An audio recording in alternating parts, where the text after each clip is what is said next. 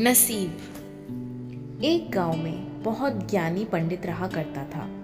पंडित आजू बाजू के सारे ही गांव में बहुत प्रख्यात था और इसी वजह से धनवान भी था। पंडित का परिवार ज़्यादा बड़ा नहीं था। पंडित अपनी पत्नी के साथ अपने बहुत बड़े घर में अकेला रहता था, क्योंकि पंडित का कोई बेटा था नहीं और एक बेटी थी जिसका विवाह पास के गांव वाले एक श्रीमंत के लड़के से हो चुका था। पंडित ने शादी से पहले अपने होने वाले दामाद की अच्छे से जांच पड़ताल की थी और अपनी बेटी का भविष्य भी ठीक से पढ़ा था। तब जाकर उसने बेटी की शादी की थी। लेकिन चंद सालों में ही पंडित का दामाद बुरी आदतों के चंगुल में फंस गया। जुआ और शराब की बुरी लत ने उसे सड़क पर लाकर रख दिया था। अपनी बेटी की ऐसी दुर्दशा देखकर पंडित की पत्नी काफी दुखी होती थी और अक्सर पंडित को कहा करती थी, तुम जाकर उनकी मदद कराओ। पंडित हमेशा अपनी बीवी को यह कहकर उनकी मदद करने के लिए मना कर देता था कि अभी कुछ समय तक उनका वक्त बुरा चल रहा है। हम चाहे कितनी भी कोशिश कर लें, जो उनके नसीब में नहीं है वह उन्हें नहीं मिल पाएगा। पंडित की ऐसी बातों से उसकी पत्नी काफी दुखी हो जाया करती थी और मन ही मन सोचती थी कि कैसा स्वार्थी पिता है, अपनी बेटी को इतने कष्टों में देखकर भी उसकी मदद करने के लिए मना करता है।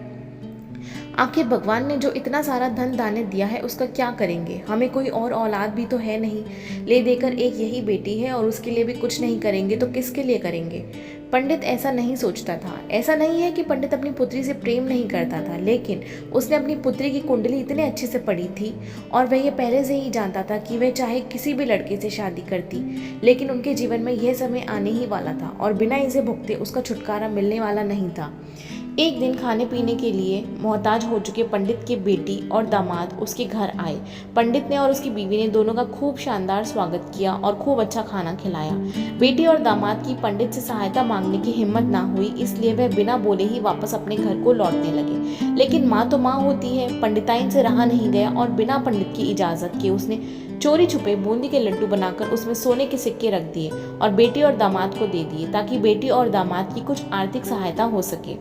पंडिताइन यह भी जान गई थी कि बेटी और दामाद शर के मारे उनसे मदद नहीं मांग रहे थे, इसलिए उसने बेटी और दामाद को भी लड्डुओं में छिपे सिक्कों के बारे में कुछ नहीं बताया। जाहिर सी बात है, जब वे लोग घर पहुंचकर लड्डू खाएंगे तो उसमें से सोने के सिक्के मिल जाएंगे। इस तरह बिना मांगे ही उनकी मदद हो जाएगी। सोचकर पंडिताइन मन ही मन अपनी बेटी की मदद करने के लिए खुश होने लगी। पंडित के दामाद और बेटी उन दोनों का आशीर्वाद लेकर अपने घर की तरफ रवाना हो गए। उन दिनों गाड़ियां तो होती नहीं थी, घोड़ा गाड़ी या बैलगाड़ी चलती थी। पैसे ना होते तो चीज़ों का लेन देन से भी व्यवहार होता था। बेटी और दामाद का गांव पंडित के घर से कोसों दूर था, फिर भी पैसों की कमी के चलते वे चलकर अपने गांव की तरफ निकल पड़े। थोड़े ही दूर चले थे कि पंडित की बेटी के पैर में मूंछ आ गई और अब उसको चलना भी मुश्किल हो गया। पंडित के दामाद ने जब देखा कि उसकी बीवी अब बिल्कुल चलने में सक्षम नहीं है, तो उसने एक तांगा अपने घर तक किराए पर ले लिया। दोनों पति पत्नी तांगे में बैठकर घर तक पहुंच गए, लेकिन तांगे वाले को देने के लिए उनके पास पैसे थे नहीं, इसलिए पंडिताइन ने जो बूंदी के लड्डू उन्हें दिए थे वही किराए के तौर पर उस तांगे वाले को दे दिए। तांगे वाला बूंदी के लड्डू को लेकर वहां से चला गया। तांगे वाला अपने घर की तरफ जा रहा था, तब उसने एक हलवाई की दुकान देखी। उसने सोचा कि थोड़े से बूंदी के लड्डुओं से मेरे घर के लोगों का पेट थोड़ी भरने वाला है, इससे अच्छा मैं इन बूंदी के लड्डुओं को बेचकर उनसे कुछ चावल खरीद लेता हूँ। तांगे वाले ने बूंदी के लड्डू हलवाई को बेच दिए। जिस गांव में वह हलवाई रहता था, उसी गांव में एक आदमी ने अपने घर पर पूजा रखी थी और उसी पंडित को उस पूजा के लिए बुलवाया था। पूजा में लगने वाले प्रसाद के लिए उस आदमी ने उसी हलवाई से बूंदी के लड्डू लिए जहाँ पर उस तांगे वाले ने बेचे थे। हलवाई ने भी उस आदमी को तांगे वाले से खरीदे हुए लड्डू ही पहले दिए, ताकि वह खराब ना हो जाए, क्योंकि वह नहीं जानता था कि वह लड्डू कब बने हैं।